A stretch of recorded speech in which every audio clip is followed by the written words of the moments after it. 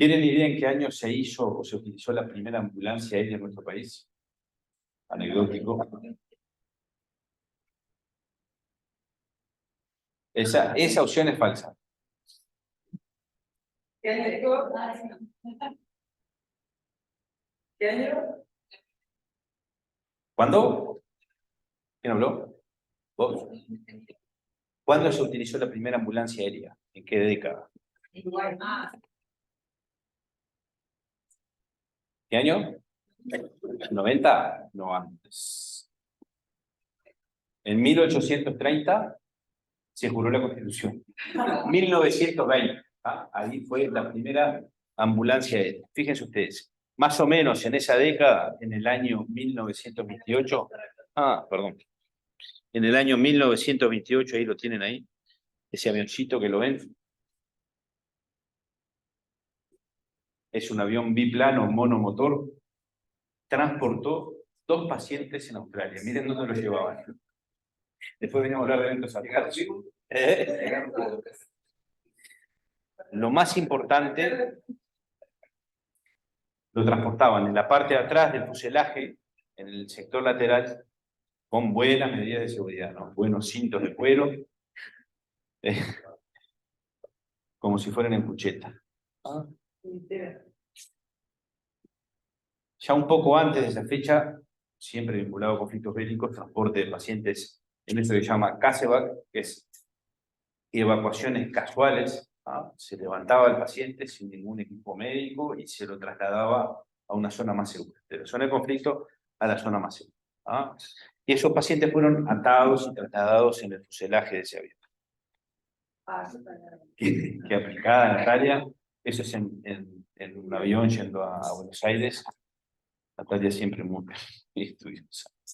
Le costó años también, ahora vamos a ver, le costó, se avejentó.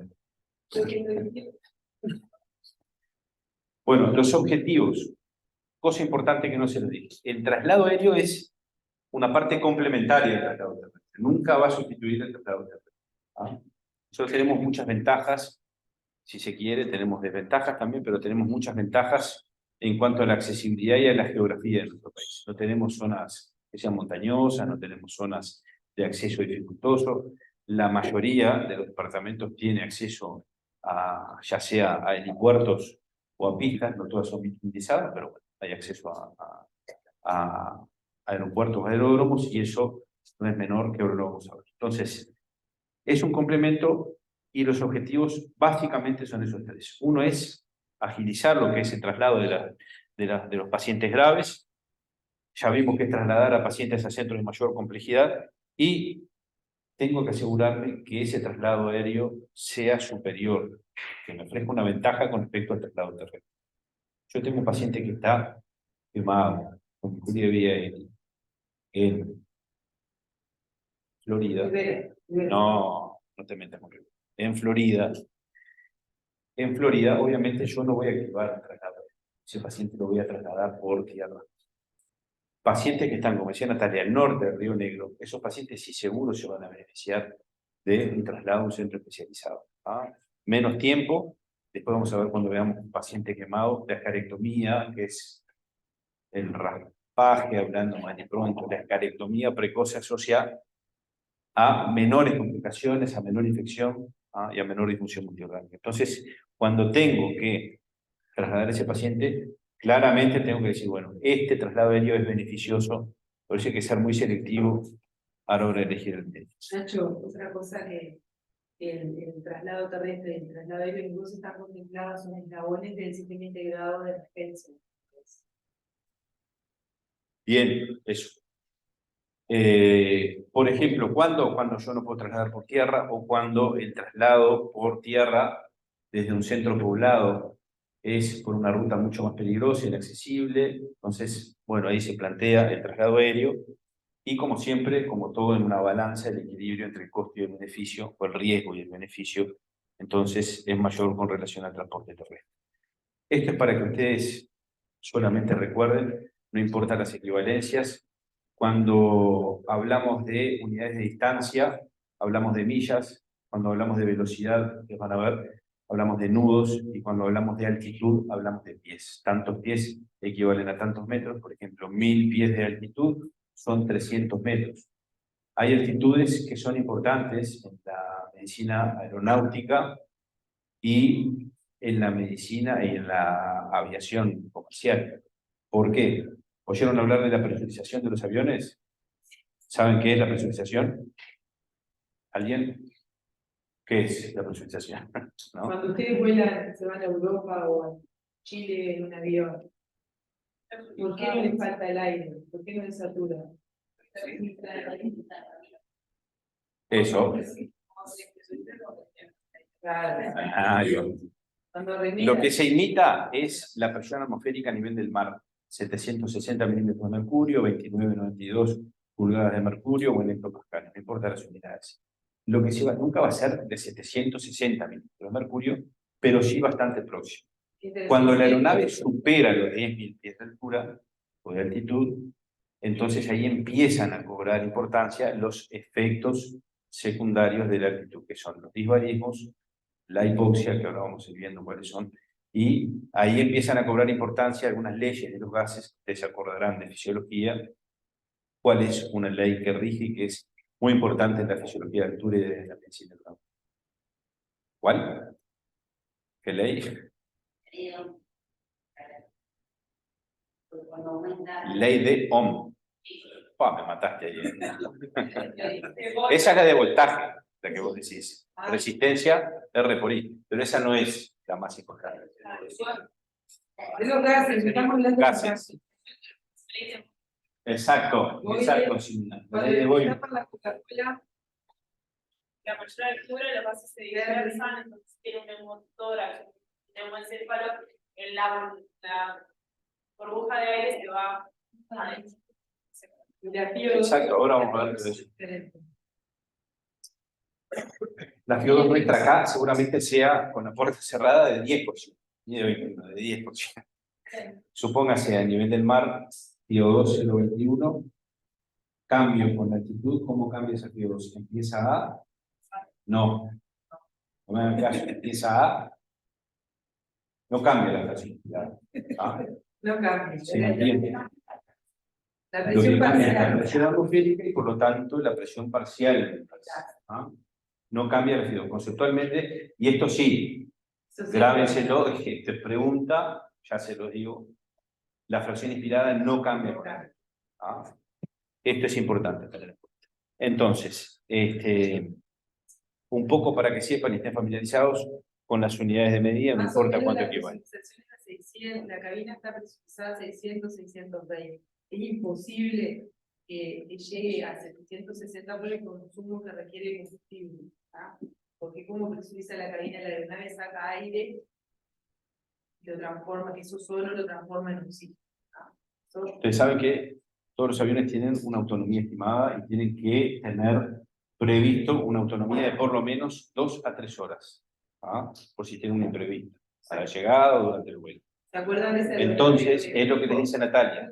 Habitualmente, las aerolíneas tienen una autonomía de, entre aerolíneas o algún otro avión que sea presurizado, alrededor de 10, 11 horas. ¿Ah? Ese es el tiempo de autonomía que tiene de abastecimiento de combustible. Si ustedes presurizan a 760 milímetros de mercurio, no tienen ni siquiera 4 horas de autonomía. Es decir, que se trata de llegar a lo que es la presión atmosférica a nivel del mar, y hay otra consecuencia que tiene, que ¿cuál es la altitud? Ustedes saben. ¿Qué pasa a medida que hacen un avión de línea comercial? ¿No están las mucosas más secas? Ahora vamos a ver eso. ¿Ah? Es otra de las consecuencias. Y hay otra. De la autonomía, que es importante, ¿no? ¿Se acuerdan del equipo ese de jugadores que se murió todo porque no tenía disponibilidad para atravesar ese combustible? Ellos tienen que tener. Sí, sin combustible y el tiempo pasa. Exacto, Si perdés autonomía. Natalia perdió autonomía. Ya vimos las ventajas geográficas en cuanto a accidentes geográficos. Otra ventaja que tenemos es el tema de las distancias. Si ustedes ven, el punto de mayor distancia, yo no tengo acá el mapa, hay un mapa con las distancias y con los tiempos estimados, pero no hay más de 2 horas y media desde Montevideo a Bella Unión, por ejemplo. Si uno traza una línea, esto es muy grosero, muchos pilotos... Bueno, exacto. Si uno traza una coordenada, ¿ah?, desde Montevideo a Bella Unión, que es el punto más distante, no hay más de 2 horas, 1 hora 45. A lo largo y ancho del país. ¿Ah? Lo mismo pasa del litoral hacia el noreste, por ejemplo. No hay más de 1 hora y media de distancia. De tiempo, no de distancia, de tiempo. Entonces, eso es ventajoso. Y este es el primer avión, uno de los primeros aviones ambulancias que se utilizaron. ¿Ah? Y este fue un proyecto de helicóptero en el año 1955. Miren ustedes, la capacidad que tenía de llevar era asombrosa, ¿no? Y después se incorporó alguna otra aeronave hacia 1951. Esto que ustedes ven ahí en el fondo es el Aeroclub de Paysandú. Y ahí uno entra a preguntarse en qué tipo de aeronaves traslada el paciente. Y hay básicamente 2 tipos. ¿Cuáles pueden ser? Ahí tienen uno. A la fija y el otro a la móvil. ¿Cómo es el otro? Bien, a la fija o a la rotatoria. Y dentro de la ala fija, uno tiene que preguntarse a qué pista va a operar, en qué pista va a operar ese piloto.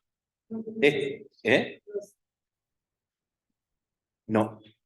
Este es un avión que se cayó hace poco en Argentina, hace 3 o 4 meses que se desintegró, pero más. Este es un avión, por ejemplo, que perfectamente puede operar en una pista de césped. Por eso es importante que también la comunicación se haga clara con el piloto y que nosotros le digamos, bueno, vamos a ir a, por ejemplo, Jung, donde vive Natalia, tiene una pista que no saben lo que es, pero es de pasto. ¿Ah? Entonces, yo no puedo ir en una aeronave con turborreactor a una pista de césped. ¿Ah? Sí puedo utilizar o un avión bimotor turbohélice o un monomotor de estos, ¿ah?, que se adaptan claramente para vuelo sanitario. ¿Ah? Este es para operar en pistas más sofisticadas, pistas de bitumen. Y este es el interior que ya habíamos visto alguna foto, hay muchas fotos que pueden ver. Fíjense ustedes el espacio como es muy reducido. Tengo que conocer cada equipamiento, tengo que saber dónde está cada equipamiento. Después, cuando voy a interpretar una alarma o una señal lumínica, tengo que saber de qué se trata. Cualquier interferencia con el ruido o la vibración puede obviamente que falsearme la interpretación. Tiene que ser equipamiento certificado para vuelo. Eso es lo otro. ¿Ah?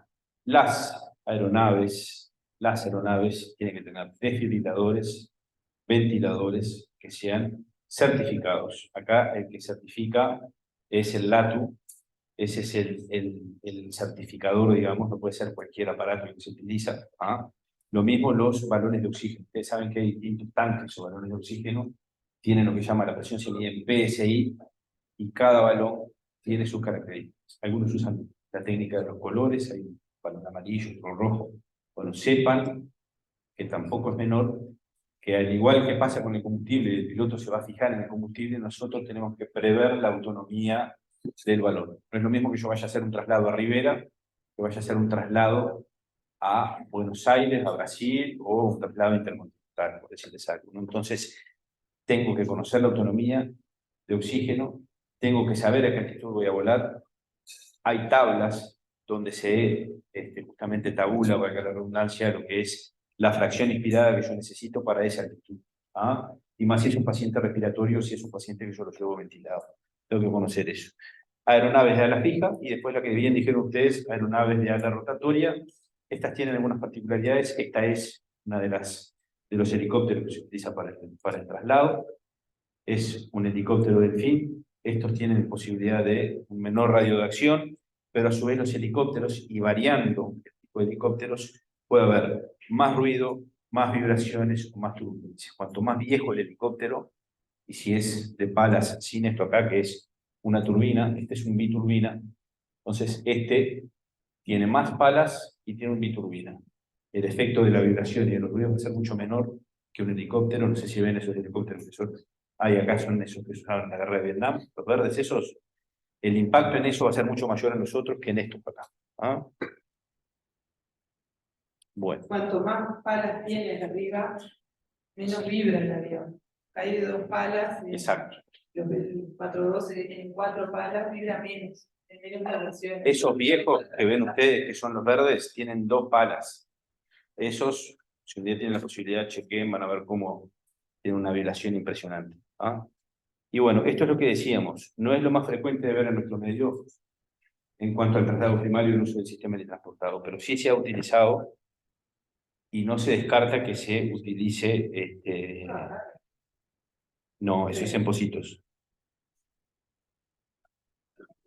No, no, eso es en Pocitos. ¿Ah? También lo mismo, ven que ahí hay un vallado perimetral, ahí está en el lugar de donde está la víctima. Bueno, esas son las características, no importa. Los pilotos nunca van a querer aterrizar en ese.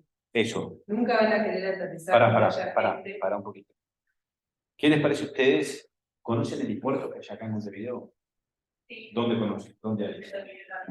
Hospital militar. Obsoleto, inconveniente e inútil, ¿no? Porque vieron toda la operativa que hay que hacer para usar ese helicóptero. Intendencia, cortar el tránsito.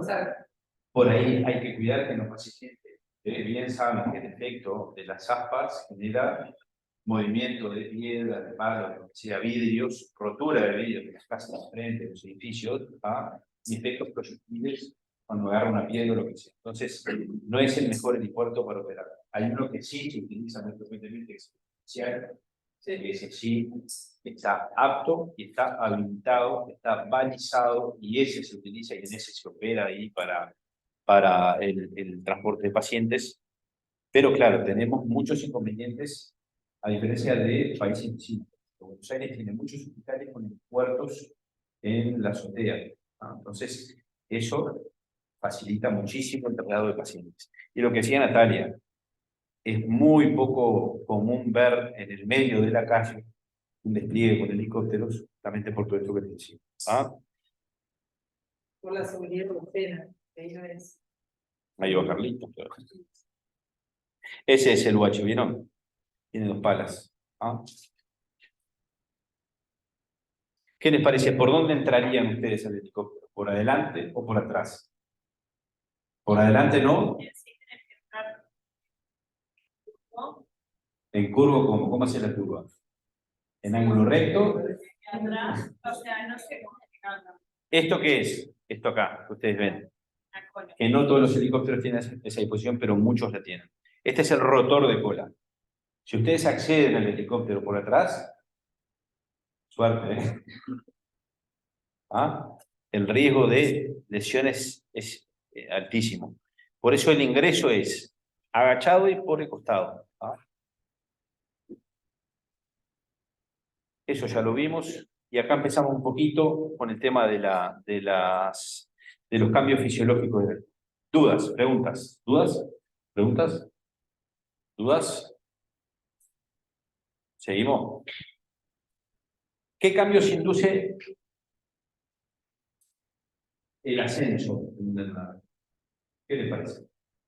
Ahí tienen algo. ¿Qué pasa con la presión atmosférica? Imagínense que yo empiezo a aumentar mi altitud. Esto es a nivel del mar. Yo empiezo a ascender. Esta es una columna de presión que empieza a disminuir. Y acá empiezan a aparecer por encima, de cierta altitud, los efectos que habíamos hablado. Fíjense ustedes, la presión atmosférica o barométrica empieza a disminuir con la altitud. Ahí les pusimos la ecuación del gas alveolar. ¿Se acuerdan de la ecuación del gas alveolar? Un ejemplo práctico, y para que vean cómo la altitud hace que empiece a bajar la presión atmosférica. Si ustedes tienen, fíjense ustedes, esta ecuación a nivel del mar, la presión alveolar de oxígeno, la presión alveolar en realidad, porque después se tiene que restar la presión del anhídrido carbónico, la presión alveolar es de 150 milímetros. Esa presión cae prácticamente a la mitad, es decir, que el ambiente se vuelve más hipóxico si yo asciendo a 4.000 metros de altura. Son más o menos unos 1.000, a ver, son 300 veces. La altura, más. A 4.000 pies, fíjense ustedes cómo baja prácticamente a la mitad la presión alveolar. Primer concepto. Hay un ambiente hipóxico a medida que se produce la altitud. Esa es una de las consecuencias.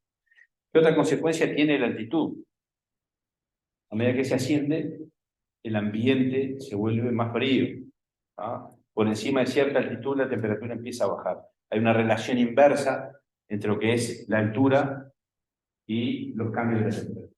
¿No? Es decir, que a menor presión atmosférica, a mayor altitud, el ambiente es más hipotérmico. Guardo los pacientes quemados, hoy decíamos, hablamos en veces, ¿no? Cuando uno traslada a un paciente quemado, con riesgo de hipotermia, en un ambiente que además es hipotérmico, es imperdonable no calefaccionar todo lo que es la cabina de la Un vida. grado cada 1000 pies. Por encima de los 10.000. 1000 pies, que son 300 metros, disminuye un grado la temperatura corporal. Conceptualmente, las aeronaves que hay acá, de la mayoría, son, les digo de la Fuerza Aérea, son no presurizadas, o sea que vuelan por debajo de cierta altitud, 10.000 pies, vuelan por debajo de eso, 8.000 pies, 5.000 pies. Lo que dice Natalia es así, por encima de los 10.000 pies empieza a bajar 1 grado la temperatura. ¿Ah? Bueno, los efectos de la altura son, en cuanto a la hipoxia, dijimos, a la hipotermia. Vos habías hablado, Ximena, de lo que es la expansión de los gases. ¿Se acuerdan de la ley de Boyle? La ley de Boyle establece que la presión de un gas es inversamente proporcional al volumen. ¿No? A medida que ascendemos, hay una reducción de la presión atmosférica, eso genera una expansión de los gases, puede tener consecuencias, por ejemplo, en un paciente con un encéfalo, o con un neumotórax que esté drenado, o que esté mal drenado, o en un paciente que tenga una sutura digestiva reciente, 48 a 72 horas. ¿Ah? Eso es lo que ya vimos. Ya definimos la evacuación, ¿no? Hoy al principio, y hablamos un poco de la diferencia con el traslado de lo médico. Tengan en cuenta que acá juegan otros factores que pueden contraindicar el traslado y son incluso más importantes que los pacientes. ¿Cuáles son? Por ejemplo, meteorología. Acá el que define, ahora va a decir Natalia un poco cómo es la activación y todo, el que define si se hace o no el traslado es el piloto. Si yo tengo un frente de tormenta a tantas millas y eso me impide hacer el traslado no se hace. ¿Ah? O si hay turbulencias o cualquier fenómeno, lluvias con tormentas eléctricas, lo que sea, eso va a condicionar entonces que se haga ese traslado. Esto ya lo vimos un poco, es lo mismo, ¿ah? Se utiliza menos el traslado primario y el helicóptero en nuestro medio, pero bueno, el concepto es lo mismo que para la ambulancia terrestre, y lo mismo con la evacuación en el traslado secundario. ¿Ah? Ahí les va a quedar en la presentación la relación entre la hipoxia y la hipobaria. ¿Ah? Y tengan en cuenta que otra de las causas de hipoxia en la aviación puede ser eso que decíamos, que esa cabina se despresurice. ¿Cómo se imaginan que uno se da cuenta cuando se despresuriza la cabina?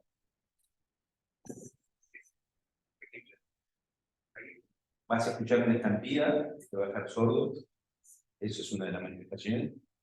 Y después el piloto va a hacer dos cosas. ¿Qué hace el piloto? Esto no es, digo, esto habitualmente pasa en las líneas, ¿no? En las líneas aéreas, pero digo, si tú estás trasladando a un paciente por modo aéreo, ¿qué hace el piloto? ¿Qué es lo primero que hace? Si dijimos que se despresuriza, la hipoxia empeora, oxígeno. Lo primero, en un ambiente tóxico, seguramente pierde la conciencia. Hay un concepto que se llama tiempo útil de conciencia. Todos los pilotos entrenan eso y van a una cámara hipobárica y simulan que están en un avión en un ambiente sin presurizar. Se somete al piloto y a la tripulación de vuelo a lo que es presiones cada vez más bajas y van experimentando distintas reacciones. Algunos se ríen, otros empiezan a agonizar, otros empiezan a tener parestesias, otros empiezan a tener reacciones más violentas.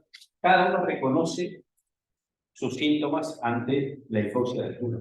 Se llama aura de hipoxia, se llama. El aura de hipoxia. Algunos tienen cosquilleo en las manos, otros la oreja se le queda caliente, otros le pica la cabeza, otros los pies se le duermen.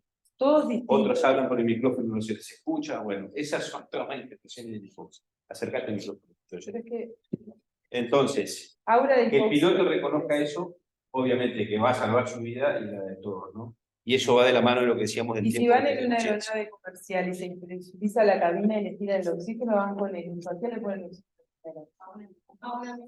Ah, bien. ¿A quién? A uno mismo, porque el bebé no te va a poner el oxígeno. Va a quedar sin madre. Dudas, preguntas acá. Va a quedar solito ahí, chiquitito, porque uno va a tender a ponerle al hijo primero, eso sí, somos las madres, pero no, el niño no nos va a poder poner oxígeno, así que bueno. ¿Dudas o preguntas? Sí. Bueno, efectos sobre los estresores de vuelo. Los estresores de vuelo son todos esos eventos que condicionan una modificación fisiológica o que generan, si es en la tripulación de vuelo o en la tripulación sanitaria, malestar, que puede ser, puede llevar a la capacidad, puede llevar a parar el control del avión, más de toda la tripulación, puede ser algo leve, pasajero, o puede repercutir obviamente sobre una de las consecuencias de la actitud que está relacionada con la ley de Boyle es la, lo tienen ahí, ¿qué es eso ahí? La barodistancia. ¿Qué es la barodistancia?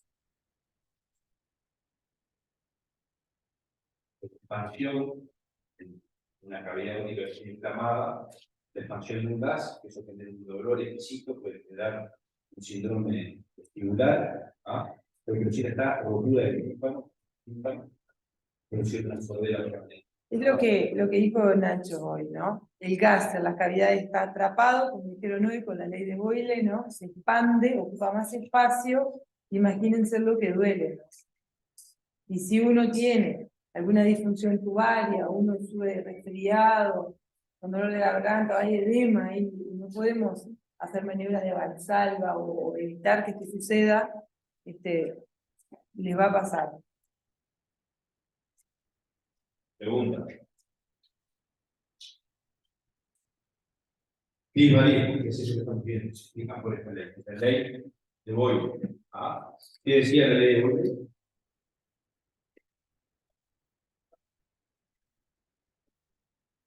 Presión inversamente proporcional al volumen. Al volumen.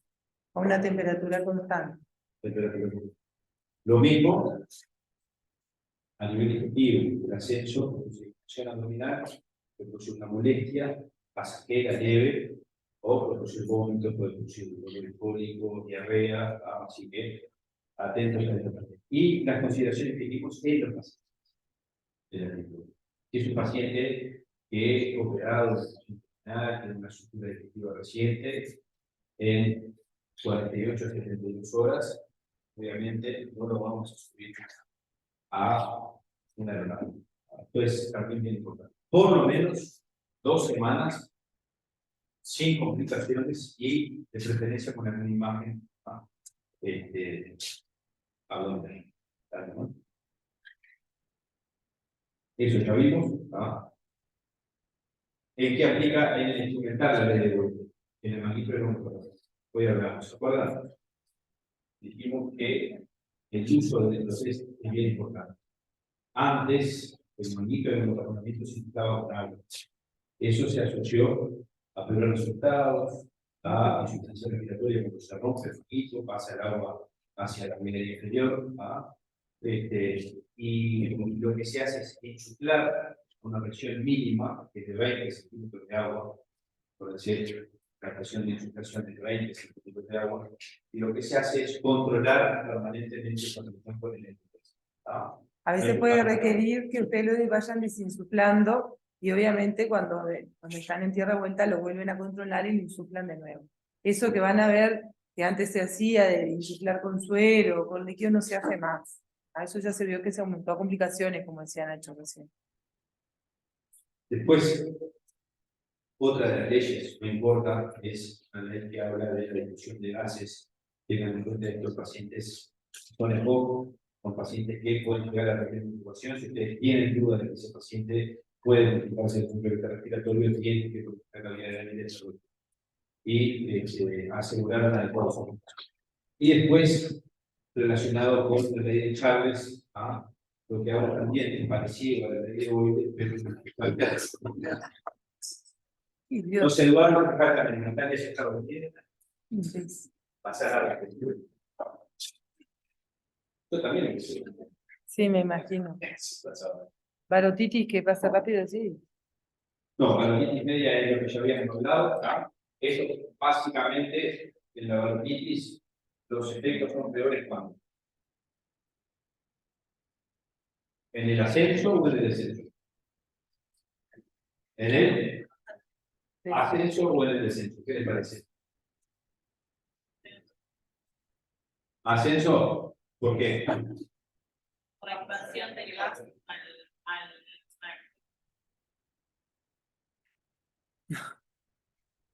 En ascenso. Dale.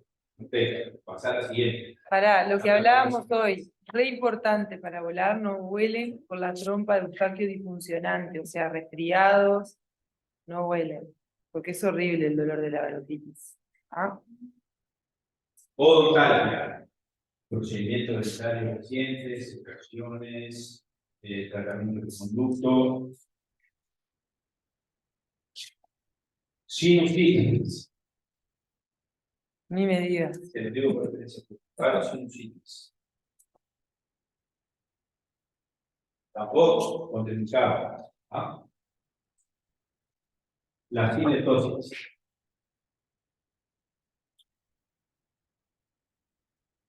Acá estamos hablando sobre la depresión, ¿no? Efectos sobre la depresión puede ser la circulación sanitaria.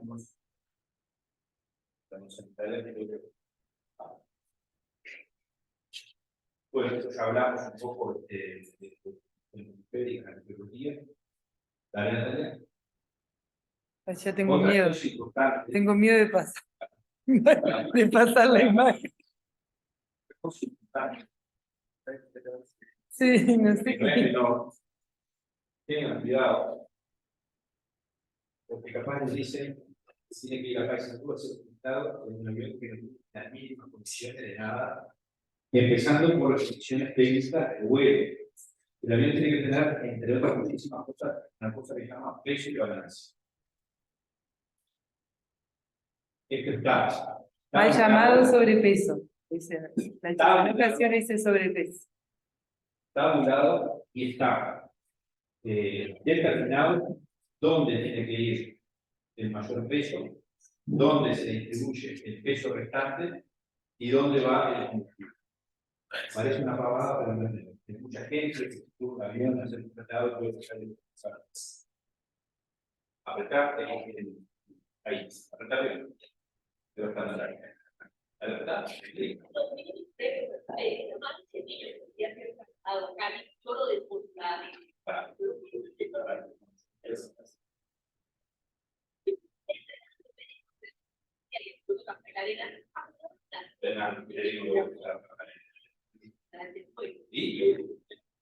Para.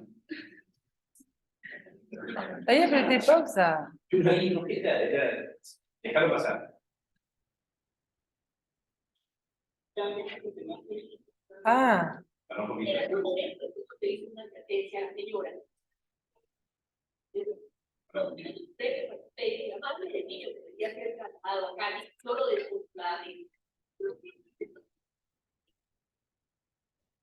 Ahí, en la Ay, no. curso de manejo. Dame acá. Para que le quiero mostrar. ¿Ve? Yo también me dormía. Ahí, dale. No, dale no. ¿Para qué lo voy a poner yo? ¿Por qué? Solo vos entendés que computador. Dale, pará. A ver si hay algo que le llame la atención.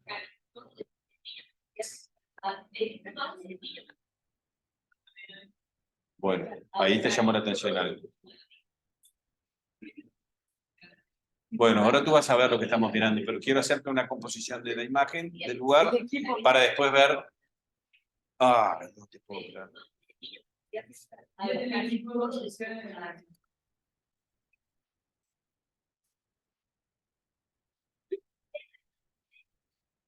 Ahí que ven.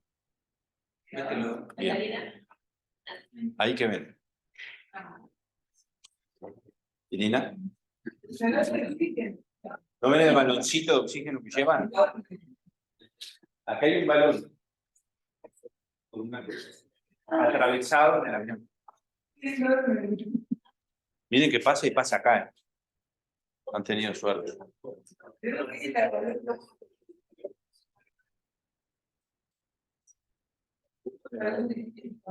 Primera contraindicación, ya les adelanto, de un traslado aéreo.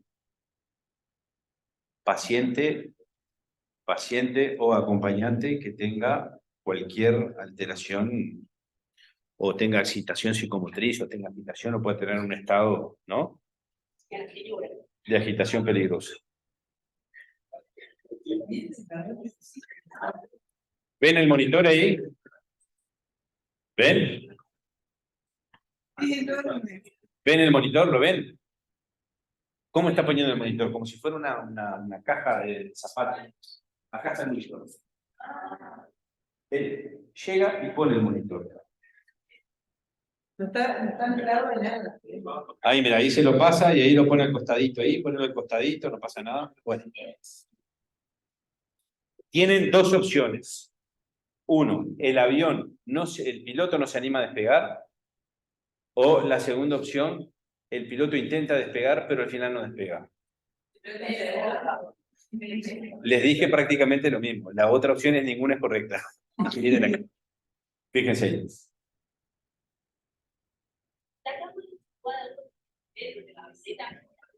Pero que no puede despegar. Primero, está operando en una pista bastante rudimentaria, porque se ve, ¿no?, una pista de césped ahí. Necesita más longitud de la pista. Segundo, un traslado aéreo especializado en un avión de 4 plazas, muy mal adaptado, sin ningún sistema, un kit sanitario, con todo flojo y suelto ahí, ¿no?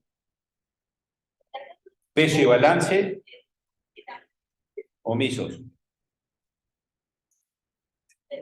No puede. Despegó igual.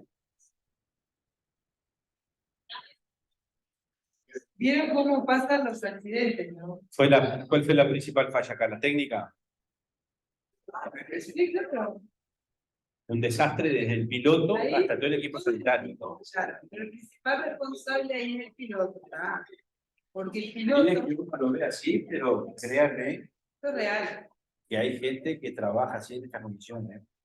El principal responsable es el piloto, porque el piloto es el que nos tiene que decir a nosotros así no volamos. Con todo suelto, con ese desbalance que había entre las cargas, que perfectamente te dicen en estas condiciones no volamos y está bien. Pero también nosotros no podemos llevar ese equipo. Hoy hablamos, equipo ágil, liviano, ligero, anclado, nada de eso. O sea, y también otra cosa, cuando ustedes sabemos que cuando ocurren los accidentes, hay un montón de fallas latentes que la estábamos mirando recién, que nadie las corrigió. Bueno, esto es de perogrullo, pasa con el traslado terrestre, que hay que tener 10 veces más cuidado. Pacientes estabilizados en tierra. Si el paciente, hoy decía Natalia que lo ideal es ir a hacer una valoración, primero una valoración telefónica y después, y se puede ir a ver al paciente que vamos a necesitar. No tener toda la información documentada, imágenes, estabilizar en el lugar. Si la ambulancia terrestre llega a el paciente está inestable, obviamente que hemorragia controlada, con presión intracraniana tratada y controlada, todas las criterios de estabilización que ustedes ya muy mal importante. Criterios de evaluación. Entonces, el traslado se va a activar cuando hay larga distancia. Por suerte, nosotros tenemos distancias largas, pero soporta circulación en muchos lugares. Cuando hay una dificultad en el transporte terrestre, a los mismos anteriores, cuando no tengo recursos para utilizar el traslado aéreo como complemento del traslado terrestre, y habitualmente, no tiene por qué ser estrictos, pero habitualmente entre 150, 250 o 300 kilómetros se utiliza aeronave de la rotatoria y para distancias de más de 300 kilómetros de hora, es decir, helicópteros y aviones. Consideraciones. Muchas veces, por el espacio tan reducido del helicóptero, se utilizan aviones. Por más que, por eso digo, no son criterios estrictos. Habitualmente es el criterio de distancia. ¿Vale? Cuando son menores a 150 metros, pueden ser kilómetros pueden ser en ambulancia o en helicóptero, por ejemplo. Lo que hablamos hoy, a diferencia del traslado terrestre, acá adquiere mucha importancia la parte operativa que no la hacemos nosotros, que es toda la valoración de la meteorología. Dale más. Iba durmiendo una siesta ahí. ¿En qué íbamos ahí? Eso hablarlos. Sí. Natalia, Bueno. después un poco cómo es que por suerte no sabían cómo se pide el traslado aéreo, Natalia se los Cuando ustedes quieren pedir un traslado aéreo, que lo pueden pedir acá, si van a recibir un paciente, por ejemplo, de necesitan de guardia del Senac, y van a querer trasladar a un paciente de dirección, pueden pedir ustedes, pueden hablar con el médico que lo tiene para que lo solicite. Ahí llaman al SAME 105, que es el 205 o el 105 de acá, lo llaman y le explican, necesito un traslado aéreo, tengo este paciente con estas condiciones. Ahí le va a atender a alguien de la condición de examen, que luego se va a comunicar con el Centro de Operaciones Aéreas, Fuerza Aérea, que lo que hacen ahí los pilotos que atienden, los jefes de situación, es valorar si el traslado es viable. Por la meteorología, en primer lugar, que es una contraindicación absoluta, es la óptima, y si hay aeronaves disponibles. Si esas dos condiciones están presentes, ellos me van a llamar a mí, yo me voy a comunicar con la coordinación del examen, van a pasar el número, porque a mí me gusta hablar con él, hablo siempre con el médico que tiene el paciente, y vemos si está indicado o no el traslado de ese paciente. Si hay contraindicaciones. Generalmente en nuestro país no hay muchas contraindicaciones. ¿Por qué? Porque hasta en vuelo en helicóptero podemos hacer algo que es decirle al piloto que haga un vuelo bajo y vuelan a 100 metros, o sea, vuelan cerquita, o sea que ahí todo lo que hablaba Nacho, todos los estresores de vuelo, lo que hablábamos recién, se disminuyen bastante, estamos volando a 100 metros. Pero es importante, durante esa coordinación y durante se lleva a cabo todos los pasos de traslado, yo lo que hago es hablar con el médico que tiene el paciente, a veces un colega del CTI, o a veces un colega que está en la emergencia, o a veces está en la emergencia del interior y no saben ni qué hacer con el paciente que dice, por favor, entonces vamos entre los dos tratando de optimizar a ese paciente para el traslado, el tratamiento, le voy pidiendo, si es un traumatizado, le pedimos si tiene un trauma de tórax, de cráneo, de abdomen, de qué hablar, y siempre se va a pedir una tomografía, no podemos trasladar a un paciente. Estos son traslados, como hablamos, que son coordinados. Distinto cuando yo voy a ir a evacuar un paciente, bueno, se puede morir en el traslado, pero es un traslado a un paciente que no admite una dilación la evacuación. ¿Entienden la diferencia entre el traslado y la evacuación? Coordinado, o sea que, la evacuación puede ser medicalizada o no medicalizada. Habitualmente, la evacuación, un ejemplo de evacuación no medicalizada es el transporte de una embarazada que está en un centro poblado en medio de Tacuarembó con una inundación. Hay que evacuarla porque entra en trabajo de parto. Decirles algo a Tacuarembó. Tiene la zona aledaña crecida, bueno. Diferente es lo que dice Natalia. Un paciente que tengo que evacuar, sí, en un sistema medicalizado, pero que no cumple con la definición de traslado aéreo en sí. ¿Se entiende la diferencia? ¿Sí? Preguntamos tranquilo. Lo mismo es acá. La opción correcta. Cuando ustedes van a trasladar a un paciente, hay pacientes que lo trasladamos al tomógrafo en forma coordinada, le estamos haciendo algo de control, y hay pacientes que lo tenemos que trasladar porque se exige ese estudio para operarse o lo que sea, y es diferente. Ustedes saben que se nos puede morir en el traslado, se nos puede morir yendo a bloc, se nos puede morir en el tomógrafo, pero si se requiere ese estudio hay que hacerlo. ¿Pasó? Sí. Eso es muy importante, que se hace mucho en la parte de los medicinas. ¿Saben lo que es un briefing? Exacto, se hace un briefing. ¿No? En el briefing se hablan los distintos participantes del traslado. Ahí va. Hay un briefing entre la tripulación no sanitaria, es decir, la tripulación técnica, piloto, copiloto. Vamos a ir a Maldonado a buscar un paciente que tiene tal cosa, pero van a hacer hincapié en la meteorología, en las condiciones de la pista, en los horarios, todas esas cosas. Distinto es la tripulación sanitaria, que también va a participar con los pilotos y el copiloto, pero que va a estar más empapado en los detalles del estado clínico del paciente. Entonces hacen un briefing. Y obviamente te anticipas a qué complicaciones puede tener. A veces lo que pasa también, que en estas coordinaciones, vieron que hoy hablamos que los traslados más largos acá en Uruguay de video a Artigas con una vez 1 hora 40 minutos, ¿no? Corto. Pero eso, mientras se pide el traslado, mientras se lleva, se efectúa, se coordina, los pilotos y las aeronaves están prontas para salir, porque mientras va el médico y el enfermero de ACE, mientras el equipo, lo que sea, a veces pasan 5 horas. Entonces yo digo, ¿qué me beneficio el traslado aéreo si pasaron 5 horas por tierra, venía 5 horas, ¿no? 6. Una pregunta, Pero no es lo mismo. ¿qué le preguntarían si están con el piloto y están en el aeropuerto de Carrasco, por ejemplo? ¿Qué les interesaría saber del avión?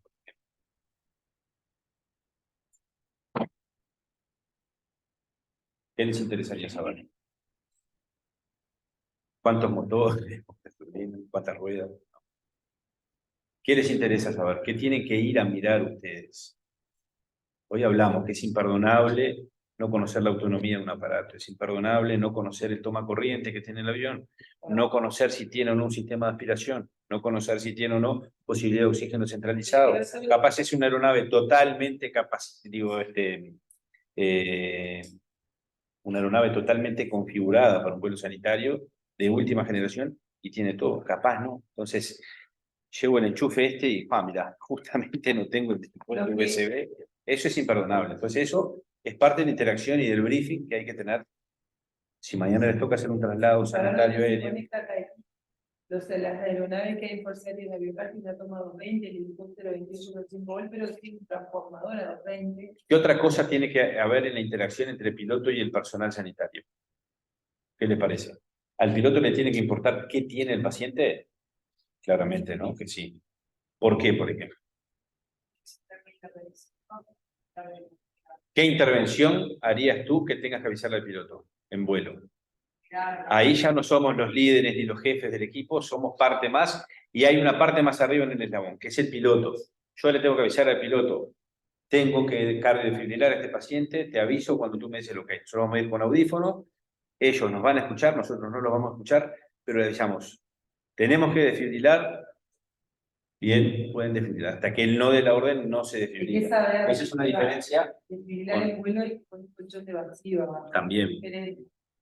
Pero también hay que avisarle porque nosotros utilizando estos aparatos podemos dejar a la nave sin el vuelo instrumental. Y si es de noche, ¿Se entiende? por ejemplo, y el piloto no ve nada y se queda sin vuelo instrumental, ¿qué va a hacer? Si yo hago una descarga, interfiero con la electrónica del avión, la mayoría de los vuelos instrumentales utilizan estructuras analógicas y algunas digitales, quemo las digitales y no tengo posibilidad, como decía Natalia, o en un vuelo nocturno o en un vuelo en condiciones no visuales, de viajar, de volar seguro. Entonces, todas esas cosas parecen menores, pero hay que tenerlas incorporadas porque son bien importantes. No, lo que le decía hoy, una vez se piensa, ¿de qué me sirve? Porque capaz le pasó algún estudio en una profesión de algún traslado aéreo, se lo contaron, y te dice, no, porque vino un traslado de Artigas, al final venían 6 horas, la ambulancia venían 6 horas. Claro. Pero no se olviden que no es lo mismo 6 horas de traslado que tener 1 hora y media de traslado y el resto de las horas en un CTI. Estos pacientes están en un CTI, no están sentados en la casa o la mayoría son de CTI. El CTI está en una emergencia con el respirador, eso y no es lo mismo. No vamos a comparar 6 horas en una ambulancia, que muchas veces hay que anunciar al paciente 6 horas, que 1 hora y media, 1 hora 40 el paciente conectado a un ventilador. O sea, en eso se beneficia también. Si bien a veces lo que se está tratando ahora es de reducir esos tiempos, sí el tiempo de vuelo es mucho menor y el tiempo de traslado en sí mismo. ¿Qué otra cosa al piloto? Importante. Hoy hablamos de fuerza, aceleración, desaceleración.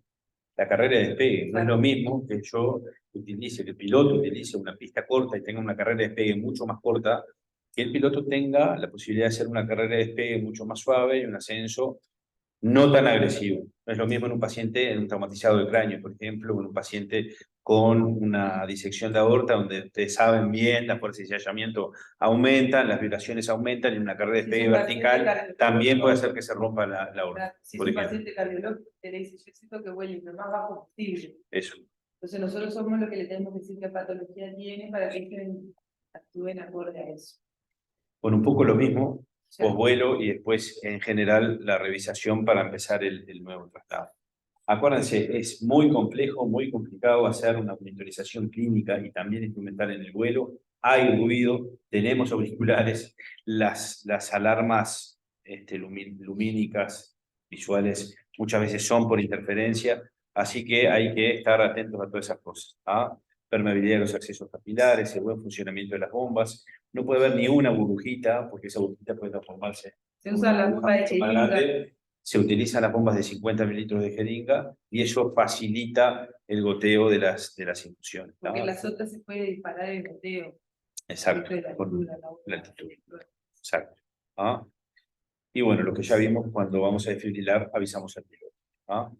Contraindicaciones. Contraindicaciones, como siempre, que las dividimos en relativas y en absolutas. Las relativas, como en cualquier otro traslado, cualquier inestabilidad, ya sea cardiocirculatoria, respiratoria, un paciente con hipertensión intracraniana, ¿ah? Pacientes con embarazo, que estén cursando un embarazo de más de 36 semanas, pacientes que tengan algún otro compromiso, y acá ya les abro una alerta, cuando Todas veamos estas pacientes quemados, son relativas. cuando tengamos un paciente quemado, acuérdense que son pacientes politraumatizados, que muchas veces tienen otros traumas asociados, nos desviamos y nos despistamos en la quemadura y capaz tienen un neumoencéfalo. Esa es una contraindicación que voy a decir absoluta. Es lo que va. Que todas estas contraindicaciones, como dicen ellos, son relativas. Las absolutas, la principal, es la meteorología, ¿no? Que no tengamos una meteorología acorde, que no haya una aeronave acorde, que no tengamos el equipo, esas son las operativas, ¿no? Y que no, o sea, las condiciones de seguridad de vuelo, que si un paciente terminal, o que si un paciente que tenga agitación peligrosa, los pacientes privados de libertad también, porque van es una contraindicación absoluta, porque generalmente van hay armas, y va un policía con ellos, y se puede el paciente agitar, utilizar, o sea, está contraindicado el paciente. Lleven armas. La agitación peligrosa, decía Natalia, y después lo otro que ya vimos, el neumoencéfalo, la presencia de un neumotórax que no esté drenado. Asimismo, aunque esté drenado, tengan la seguridad de tener la radiografía de control, que ese pulmón esté bien expandido y que no haya un problema en el vuelo. Espera el piloto que sobrevuele altitudes de alrededor de 3.000 a 5.000 pies. ¿Ah? La posibilidad de que quede una burbuja y que se expanda por encima de los 6.000 pies es alta, y arriba en vuelo, vamos a ver qué hacemos cuando haya una motora hipertensiva, ¿no? Aparte de drenar el segundo espacio. Dale. Que los neumotórax se trasladan por la válvula de Henry, no se trasladan con la bolsa ni con un casco volador, porque se va a reproducir el neumotórax, aparecen por la ley de Boyle. Y sobre todo si no tienen a veces esa válvula, se puede hacer por la de la sonda vesical, porque creo que la válvula de la sonda vesical, la orina tiene una válvula que es unidireccional, sale para un lado pero lo regresa, entonces se puede hacer una con esa sonda, si no tiene la válvula de Henry, no siempre, aunque debería haberlo. Estamos hablando de un traslado coordinado, de que se está haciendo todo de forma previa, se está viendo todos los detalles. Otra contraindicación, punto de corte, hemoglobina de 7 o menos. No lo trasladamos con hemoglobina de 7 o menos. Eso es importante también. Les cuento, porque aunque parezca todo esto de perogrullo, después ustedes se van a enfrentar al paciente y muchas veces van a tener que rechazar un traslado, ¿no? Sobre todo estos traslados que son por ahí. Bueno.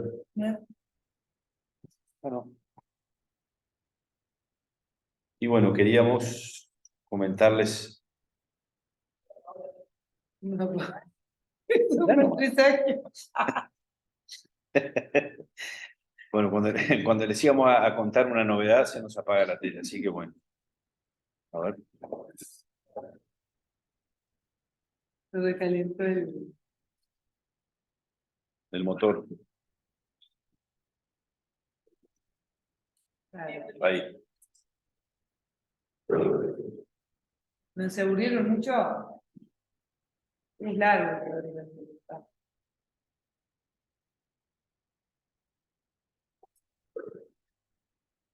Bueno, lo último que les queríamos contar, ya estamos terminando, a ver qué viene, es anunciarles esto, que es una cosa que siempre estuvimos detrás, que es la creación de eso que ven ahí, la SUMA, que es la Sociedad Uruguaya de Medicina Aeroespacial, con Natalia, y ya que estamos en el espacio del chivo y los demás, somos nosotros dos con otros dos colegas que fueron a Buenos Aires, y hay pilotos también que se interesaron en esto, que no es fácil, pero bueno, que estamos a disposición de lo que precisen.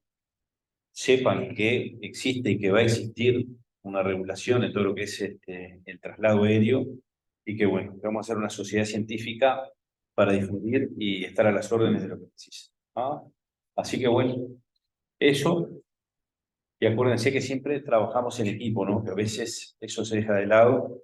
El trabajo en equipo es la forma de trabajar en la que todos los participantes son los responsables de alcanzar la meta. ¿Sí? Tengan siempre presente eso. Bueno, muchas gracias. La sinergia que produce el trabajo en equipo. ¿Dudas o preguntas?